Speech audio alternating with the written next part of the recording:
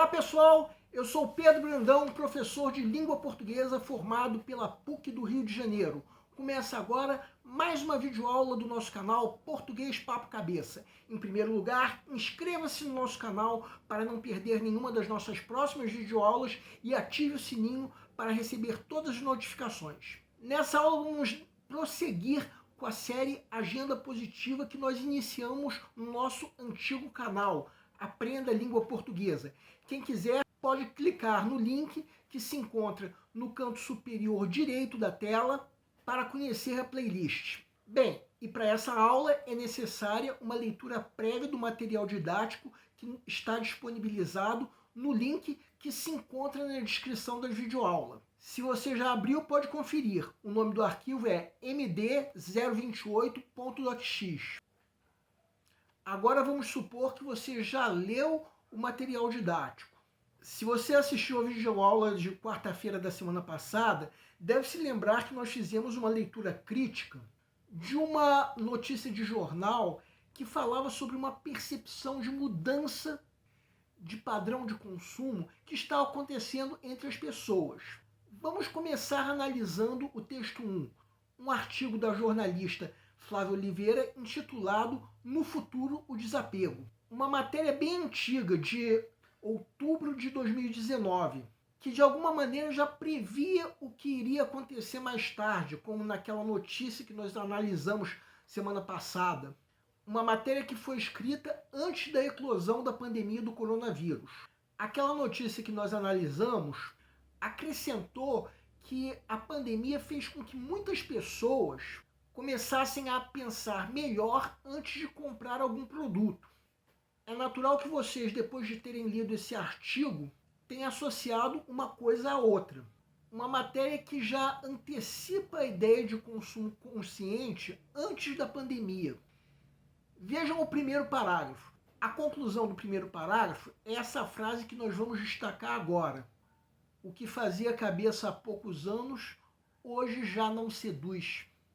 Essa ideia de consumo consciente presente nessa frase é o que se conclui de toda a crise que essa referida empresa está passando e que está associada à mudança de hábitos de consumo que está ocorrendo nos dias de hoje, que é o assunto principal desse artigo. Vejam esses destaques que nós vamos dar agora. Quem quiser pode dar uma pausa para ler melhor. Esses destaques mostram um retrato da crise da Forever 21. Nos anos 80 era a encarnação do sonho americano. Hoje sucumbiu ao comportamento da clientela, como diz o artigo. Vejam agora o segundo parágrafo. Um parágrafo que amplia a ideia de consumo consciente, focando no ramo da moda. Cada vez mais a moda reflete a escolha amadurecida do que é duradouro e produzido com responsabilidade socioambiental. Daí a explicação para a crise da Forever 21. No terceiro parágrafo, podemos considerar como frase principal a primeira. O chamado consumo consciente é crescente no mundo e dá sinais consistentes no Brasil. O resto do parágrafo é exemplificação disso. Já no quarto parágrafo, o principal é o que estamos destacando. Desinteresse por propriedades de bens materiais em benefício das experiências de vida, o que o texto chama de imaterialização. E o quarto e último parágrafo faz um resumo da pesquisa feita pela MindMiners sobre o que os jovens priorizam. Segundo essa pesquisa, os jovens priorizam experiências, aprendizagem e emprego. E conclui dizendo que marcas, produtos e países acabam saindo de moda. Entendemos, é claro, que é isso o que está acontecendo com a Forever 21. E o sentido do texto como um todo diz respeito a uma mudança para melhor que está acontecendo nos hábitos do consumidor. Ele passa a pensar melhor antes de comprar qualquer coisa. Quer saber a procedência do produto, se preocupa com o meio ambiente. Nós, do Português Papo Cabeça, sentimos isso em relação a todos vocês que estão se preparando para entrar na universidade. A nossa grande aposta é vocês.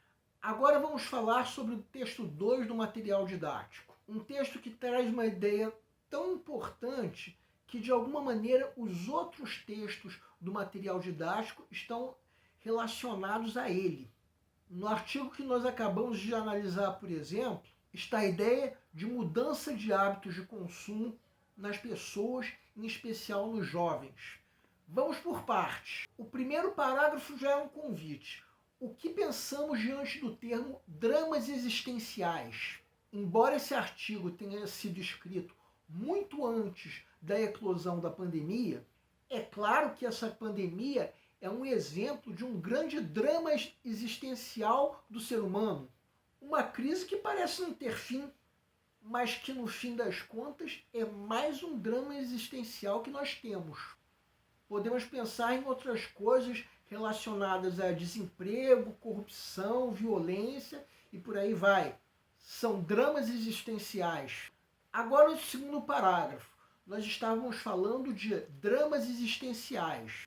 E o que eu ainda não tinha falado é que a impressão comum é que só quem não tem dinheiro vivencia dramas. Mas esse parágrafo, de certa forma, pode ser resumido no trecho que nós vamos destacar agora.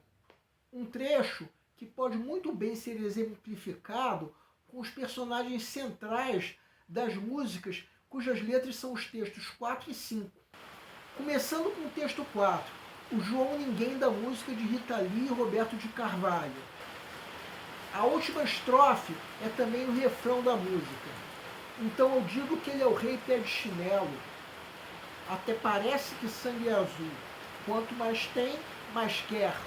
Reparem que isso expressa exatamente aquele trecho que nós estamos analisando. Esse personagem que quanto mais tem, mais quer, é alguém que aprendeu a acreditar que nunca há o suficiente. Esse trecho é o refrão. O que será que quer dizer até parece que sangue é azul? Todos sabem que sangue é vermelho. Então dizer até parece que sangue é azul significa que não dá para se ver o óbvio. Qual é esse óbvio? Que de feliz esse personagem não tem nada. Ele é chamado de João Ninguém, ou seja, trata-se de um ser desprezível. É poderoso para chuchu, realmente, cheio de ostentações, como banquetes, limusines que estão rodeados de urubu. O urubu só come carniça, então tudo que João Ninguém possui é carniça, podre, como os bens dos nossos políticos. Com todo esse patrimônio, o personagem não tem talento para ser feliz. Vamos agora ver um dos trechos de músicas selecionados para o texto 6. A música Comida, do grupo Titãs. A gente não quer só dinheiro, a gente quer dinheiro e felicidade. Que coisa! Querer dinheiro significa ter ambição, mas o que essa música fala é sobre ter felicidade também. O João Ninguém não tinha talento para ser feliz. Agora vamos analisar o texto 5. A letra de música Os 10 Amantes, de Kleber Albuquerque. Veja uma semelhança entre essa personagem e o João Ninguém da outra música. 10 amantes, 1000 sapatos, cheia de passos em falso. Com todo esse patrimônio, sapato, rímel, será que essa personagem é feliz? Vejam como o refrão responde a isso. A personagem vive num salão de cores febris, de almas gentis que são seres de algodão. Então, mais uma personagem que aprendeu a acreditar que nunca há o suficiente. E vamos acrescentar um ditado popular que diz que do mundo nada se leva, o que é um consenso entre todas as religiões. Depois que nós morremos, não levamos nada do mundo. Então isso é válido tanto para o João Ninguém quanto para essa personagem de 10 amantes. Nós não precisamos nem analisar o resto da letra, que fala tudo que essa personagem tem, mas que não compra felicidade. Vejam mais esse trecho de música entre as selecionadas no texto 6. Trata-se de uma música que diz a mesma coisa com outras palavras. Quem quiser pode pausar.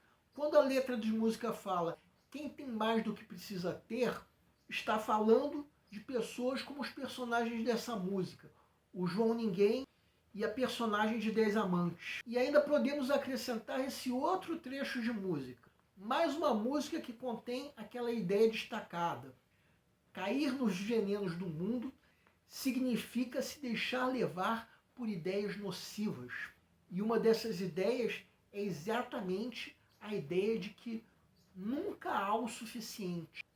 Agora vamos ao terceiro parágrafo. Pensem na mensagem central do artigo No Futuro Desapego, que mostrava uma mudança consciente nos hábitos de consumo, apontando isso como motivo para a crise da Forever 21. Escolha de peças duradouras e produzidas sob princípios de responsabilidade socioambiental.